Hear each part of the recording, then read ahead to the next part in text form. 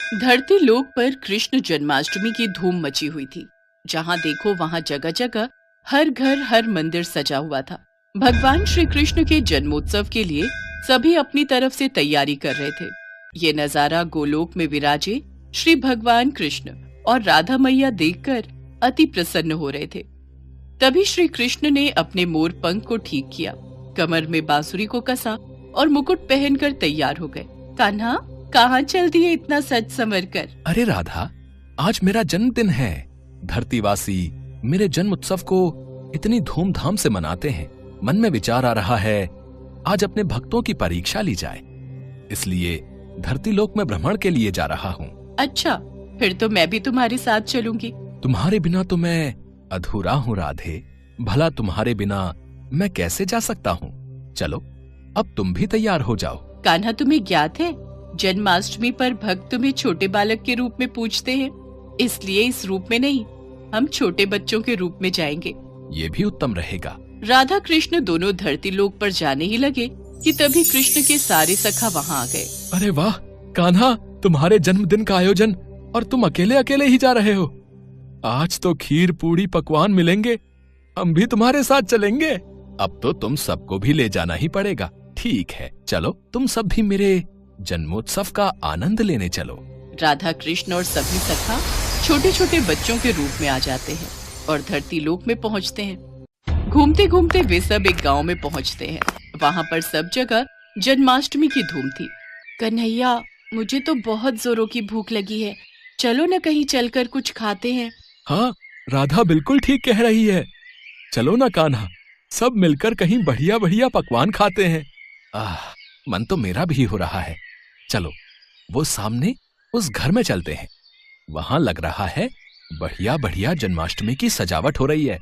मेरे जन्मदिन की खुशियां मनाई जा रही हैं। चलो, सब चलते हैं। अरे अरे अरे, ये तुम सब कहाँ चले आ रहे हो? चलो हटो, बाहर जाओ। पता नहीं कहाँ कहाँ से आ जाते हैं।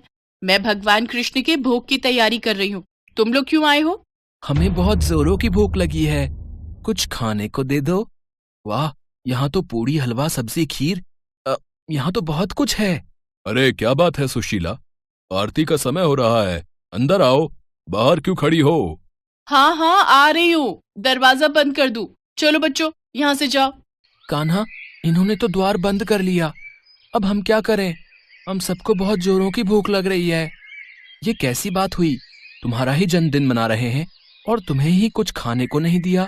अरे सुदामा, इन्हें थोड़ी पता है कि मैं वास्तव में कृष्ण हूँ। ये तो मुझे एक साधारण बालक समझ रहे हैं। कोई बात नहीं सुदामा, कोई तो होगा जो हमें इस रूप में भोजन देगा। चलो और कहीं देखते हैं। राधा कृष्ण और सभी बालक बालिकाएं कुछ और जगह पर भी गए, पर वहां भी आरती और पूजन चल रहा था। कहीं भी उन्हें खाने को कुछ नहीं मिला। वे चलते चलते थक गए।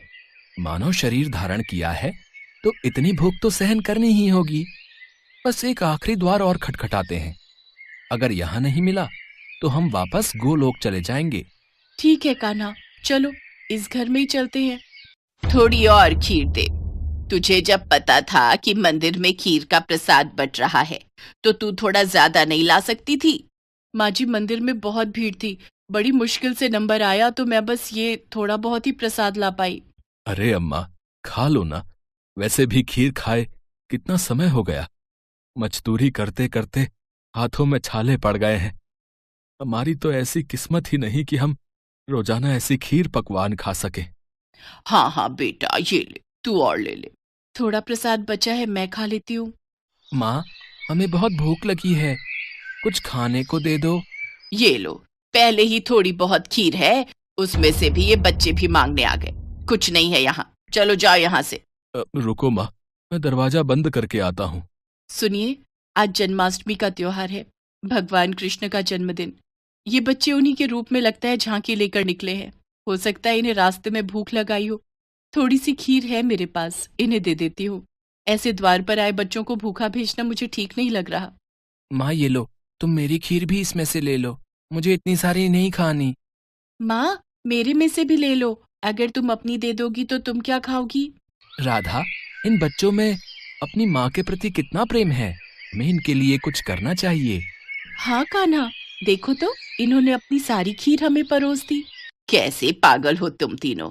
बताओ, अपने हिस्से की खीर इन बच्चों में बांट रहे हो। इतनी मुश्किल से तो ये थोड़ा प्रसाद मिला था।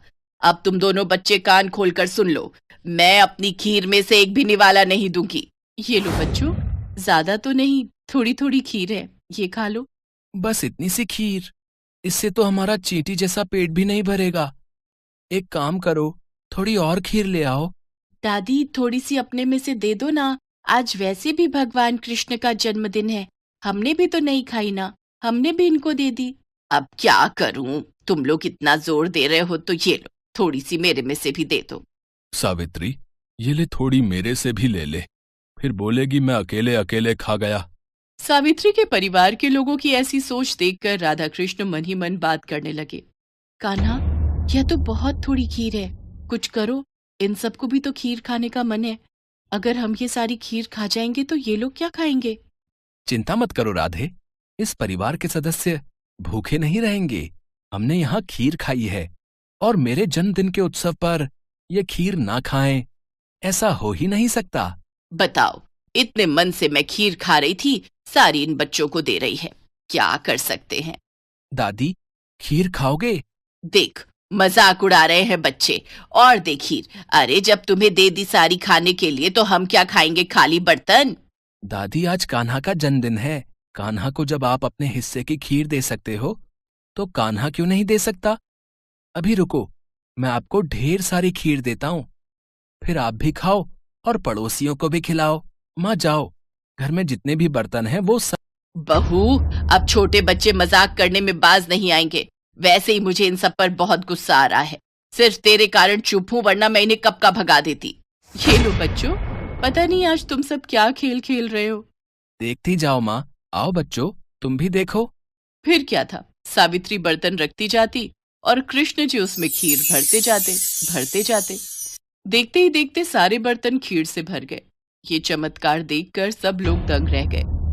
बहू, हमारे भाग धन्य हो गए, ये तो साक्षात कान्हा पधारे हैं। हाँ हाँ, माखन चोर नंद किशोर हमारे द्वार आए हैं, खीर से हमारे पात्र भर दिए। हे कृष्ण मुरारी, अपना रूप दिखाओ। हे राधा मैया, अपना रूप दिखाओ, हमें दर्शन दो। सबकी प्रार्थना सुनकर राधा कृष्ण अपने रूप में आते हैं। उनके साथ साथ सुदामा और सभी सखा भी अपने रूप में आ जाते हैं। इतना सुंदर दृश्य देखकर सावित्री और उसके परिवार में सबकी आंखों में आंसू आ जाते हैं। माँ, ये सत्य है कि जो भी भक्त भूखों को भोजन कराता है, प्यासे को पानी पिलाता है, खुद भूखा रहकर घर आए भूखे जरूरतमंद को अपने हिस्से का निवाला देता है, मैं उसकी सहायता अवश्य करता हूँ। हम तो धरती पर भक्तों की परीक्षा हेतु आए थे, और यहाँ इतने प्रेम से खीर खाकर मन प्रसन्न हो गया। कान्हा, आज जन्माष्टमी का पावन अवसर है और इन सब ने हमारी बहुत सेवा की है, तो इन्हें उस सेवा का फल हमें जरूर प्रदान करना चाहिए। हाँ राधे, अवश्य, हम इन्हें इनकी सेवा का फल जरूर देंगे। और फिर जहाँ जहाँ राधा कृष्ण ने हाथों को आशीर्वाद स्वरूप घुमाया, उस जगह धन के भंडार भर गए। सावित्री की छोटी सी टूटी फूटी झोपड़ी महल में बदल गई। उनके जीवन में सारे सुख वैभव आ गए, गरीबी और दरिद्रता दूर हो गई। सावित्री के परिवार में खुशियां देकर राधा कृष्ण और सभी ग्वाल बालों के संग वापस गोलोक लौट गए।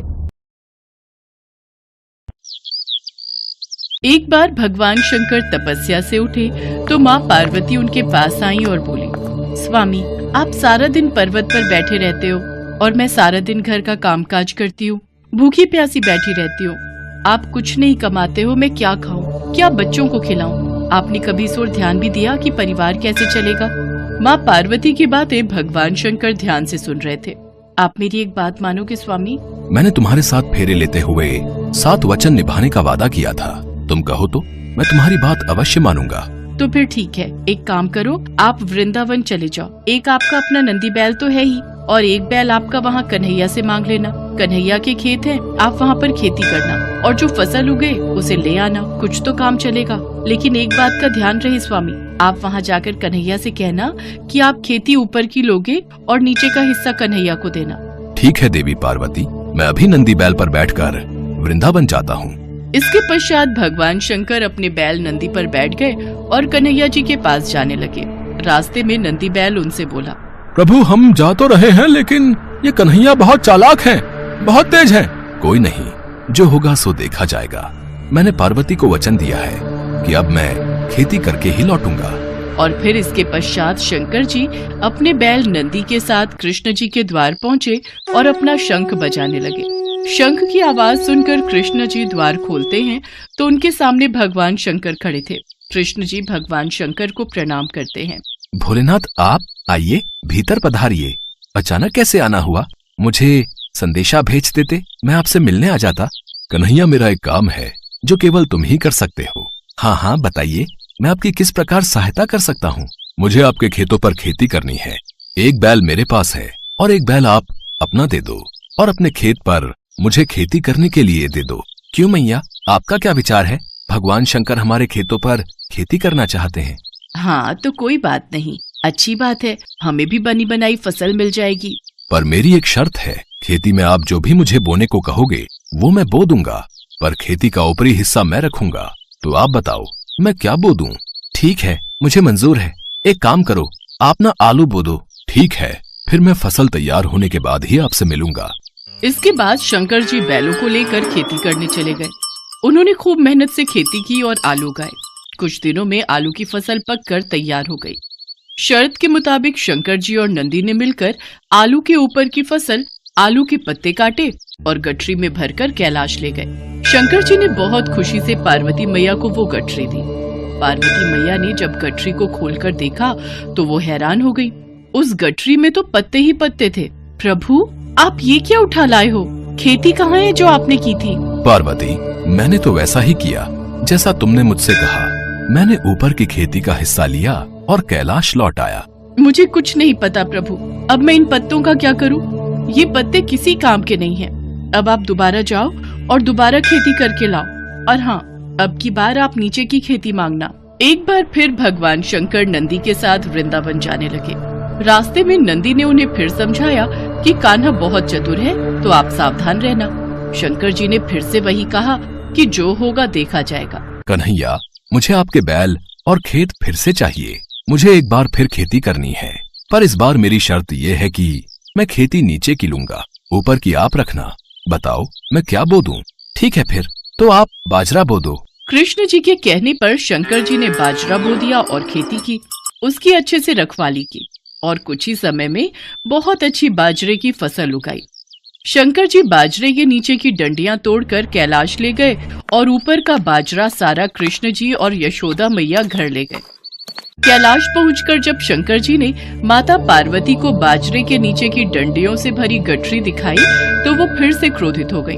अरे आप ये क्या ले आए? ये तो घास फूस है, इनका मैं क्या करूंगी? इसमें बाजरे के दाने कहाँ हैं? पार्वती मुझे तो तुमने कहा कि मैं नीचे की खेती ले आऊं, इसलिए ऊपर की खेती मैंने कन्हैया को दे दी। मुझे कुछ नहीं पता, मैं क्या बनाऊं और क्या खिलाऊं। आप एक बार फिर से जाओ और इस बार कन्हैया से कहना कि ऊपर और नीचे दोनों की खेती आप ही रखोगे।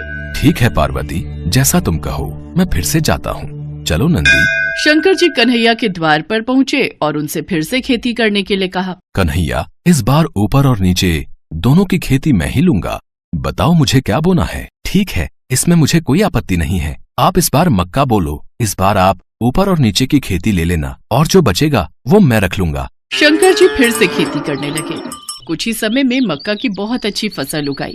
कृष्ण जी यशोदा मैया के साथ मिलकर बीच का हिस्सा यानी कि मक्का तोड़कर घर ले गए और ऊपर और नीचे की फसल भगवान शंकर कैलाश पर्वत पर ले आए। इस बार नंदी और भगवान शंकर बहुत खुश थे कि ऊपर और नीचे की दोनों खेती देखकर माता पार्वती बहुत खुश होंगी।